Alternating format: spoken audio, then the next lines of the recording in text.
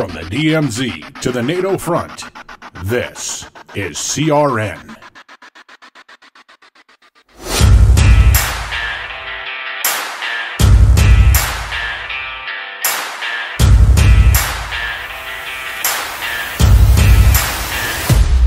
Welcome to the lightning round.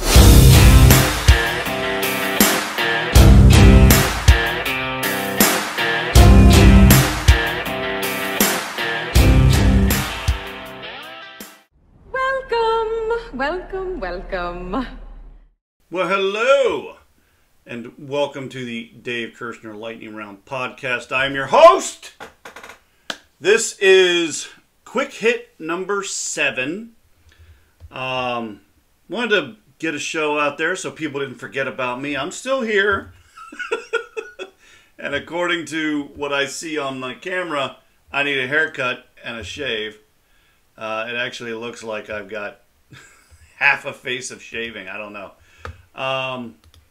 Some quick updates. I updated some of the verbiage on my website, and I got a new election countdown going on the main page there. We have 493 days before we can elect somebody better than that jack-off and evict him and his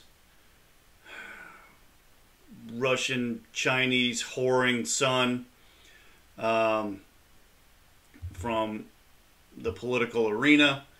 And, you know, and I think that the Republicans have a quandary, okay? So there's mounting evidence, more and more mounting evidence about the big guy and his son getting bribes and kickbacks from the Ukrainian company Burisma and from Chinese political Communist Party members. And so the Republicans and the GOP-led House, they have a problem. Do you bring articles of impeachment in the run-up to the next election, knowing that he's guilty as sin? The man actually committed crimes, but they won't impeach him. Meanwhile, in the previous administration, the man committed no crimes and got impeached twice. Now they're going after him for all kinds of other shit, trying to give him a criminal record so he can't run for president. That's their goal. Everybody can see it. It's right out there in the open, and they don't fucking care. They're saying, we're going for this guy, guns blazing, both barrels, all the time, day and night, 365, 24/7. Meanwhile, the guy who's actually committed crimes gets nothing. And his son, who committed a truckload of crimes, gets a sweetheart deal where he gets no jail time. Well, there is increasing pressure for the judge to throw out and reject Hunter Biden's plea deal amid mounting evidence from whistleblowers within the DOJ and the IRS about how their investigation was thwarted at every turn. They were not allowed to ask questions about the big guy. They were not allowed to pursue evidence. They were told to basically stand down. And then in the 9th hour, the 11th hour, they announced that Hunter's got this sweetheart plea deal. Well, now the judge is getting pressure from almost a dozen sources telling him, do not accept that plea deal. We have evidence. We have corruption. We have collusion. And this plea deal is bullshit. And we need to have a closer look at this. There needs to be an actual trial. This information needs to come to light. So there's that. We also have, and this is why it's a quick hit, because I didn't want to delve too much further into that. We also have, in the last 48 hours, 3 Supreme Court decisions which are, thank you, Donald Trump and the GOP, which I normally don't congratulate the GOP because I think they're just screwing us more politely than the Democrats are in most cases. But they successfully held off a Democrat Senate. Maybe it was Republican-led Senate at the time because it was the end of the Barry Obama years. When Judge Scalia passed away, they waited until the next president was installed before they confirmed a new justice. And then a justice retired. No, I take that back. Another justice passed away. Ginsburg passed away. So we replaced 2 judges with Gorsuch and Kavanaugh. And then it looks like Chief Justice John Roberts has actually finally grown a spine. Or there just isn't a close enough minority, as in 5-4. Now it's 6-3. He can't arbitrarily just switch sides and suddenly go with Kagan and Sotomayor and the new chick, Kendall Jackson or whatever her name is, Justice Ketanji Brown Jackson. I don't know why they constantly refer to her by all 3 names. It's just Justice Jackson. Anyway, we've got affirmative action being thrown out because it's racist. And the judges are dismantling all of the racist programs that the left has instituted because to them, America is systemically racist. But yet they are unaware somehow that the policies that they've put in place actually reinforce racist policies like affirmative action. Because at the end of the Civil War, you had the 14th Amendment, where you could not make decisions based off the color of somebody's skin. You have another Supreme Court decision that smacks around the state of Colorado again for going after, this time, a web designer, a graphic designer, who did not want to make websites for same-sex marriages. Colorado seems to be constantly riding on the short bus because they don't seem to understand that their anti-discrimination laws are actually discrimination. They went after the cake maker. They lost in court multiple times. Now they go after this website designer. They lost again.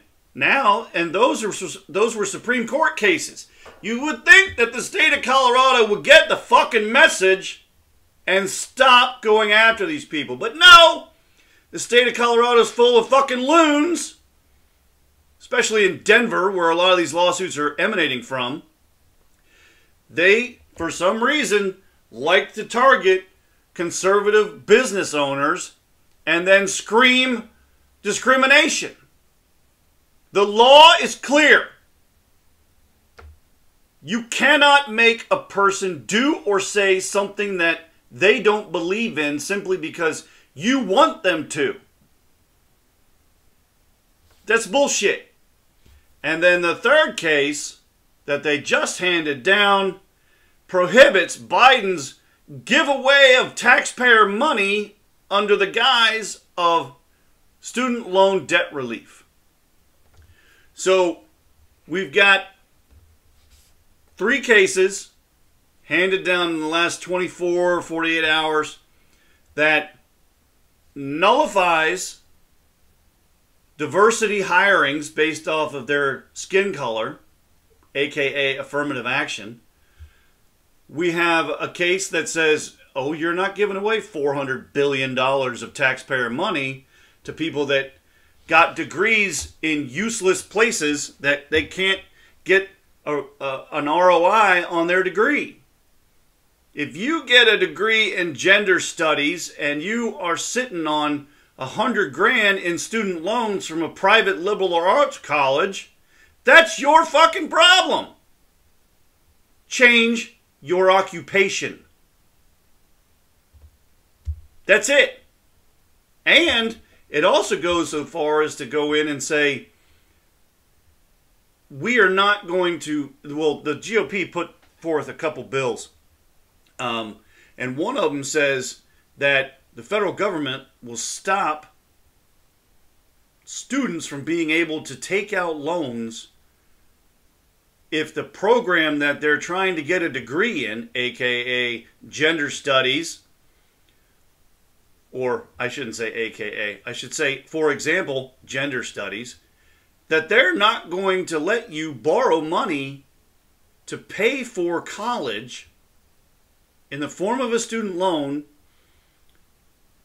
for a degree that's not going to give you a return on that investment, ROI.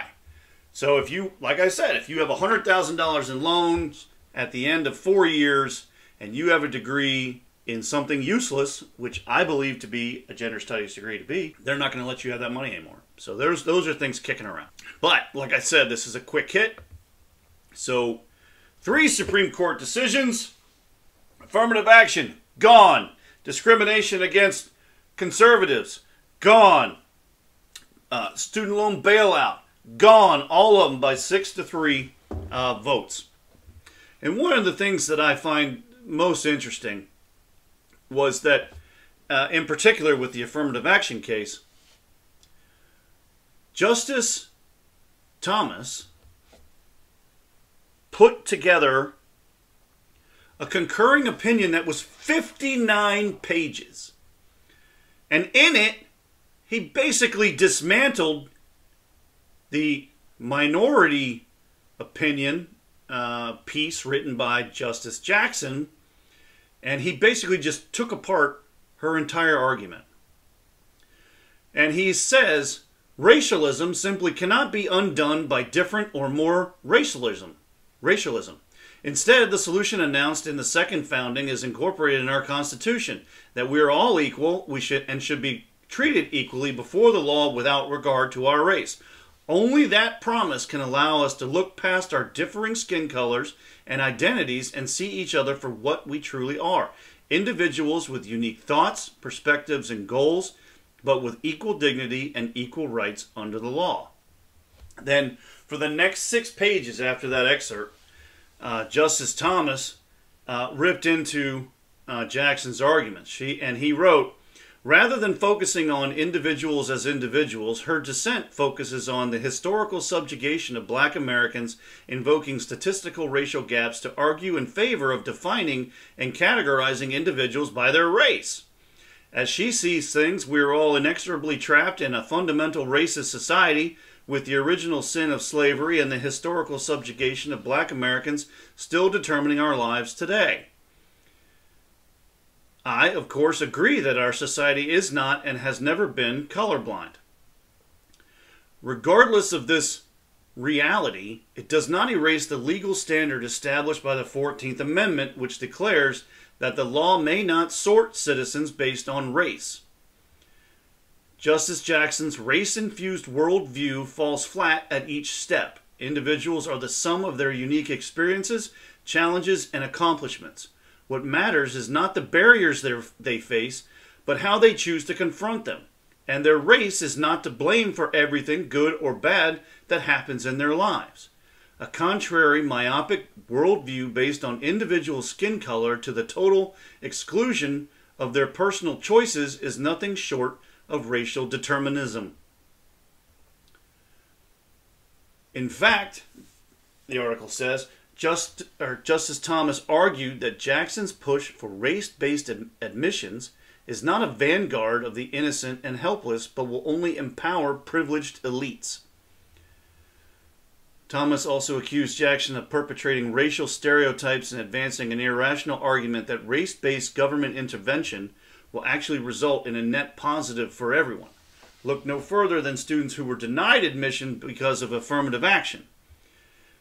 This case was brought against Harvard and another against the University of North Carolina at Chapel Hill, But the case against Harvard was brought by a number of Asian students who had far superior, academic resumes than a large number of people that were being admitted to Harvard. And Harvard tried to hide behind their interpretations and their admissions policies where they had implemented diversity.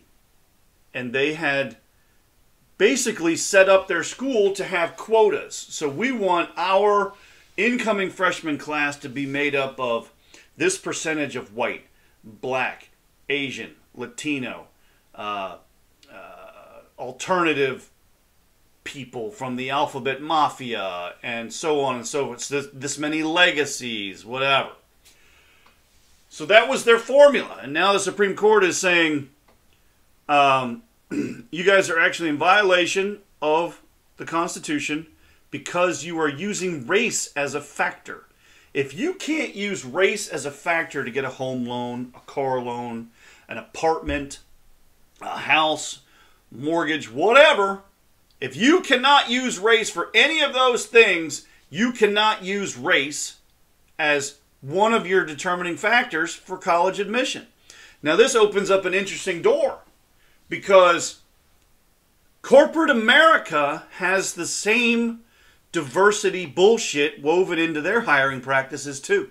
So how long is it going to be before we see a lawsuit by somebody that alleges that they didn't get a job because they were white or they were Asian and the company had racial quotas? We need our workforce to be this many women, this percentage of women, this percentage of alphabet mafia, this percentage of black, white, Asian, Latino, whatever. Corporate America very much has these quotas, these percentages, these race-based hiring practices in place. We've already seen some lawsuits where Starbucks had to pay out a shit ton of money in a lawsuit because they fired 2 people because they were white. Well, it's already starting. But this is great news for America. This is great news for anybody that is more or less an originalist, anybody that is a fan of the Constitution. These 3 decisions are wonderful, welcome news in a world of complete chaos because of a stolen election in 2020. Oh, and get this. They have Trump and Biden in a statistical tie if they are the named candidates for the 2024 election, which I find interesting. And some polls, other polls say Biden is way behind, and some say that it's anywhere from Biden being way behind to being a statistical tie. But Biden is never in front in any of these polls, is my point. And yet, he has declared, he said, no, I'm running for re-election, but is not campaigning.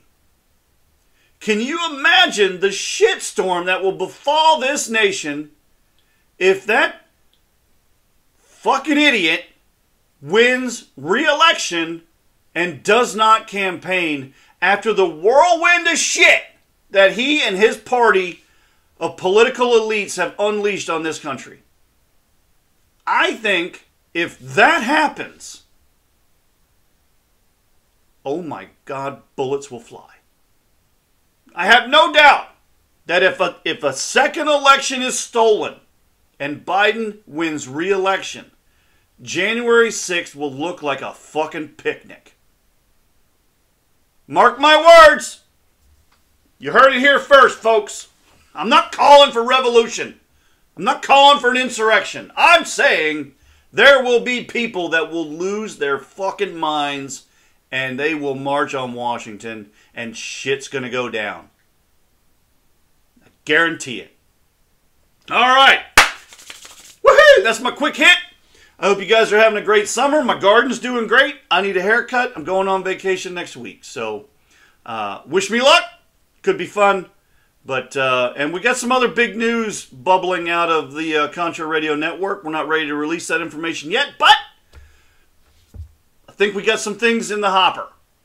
So you might see some updates on the Podbean website and or possibly on my personal website.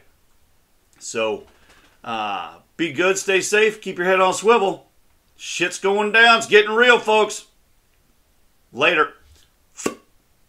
Happy Hunger Games.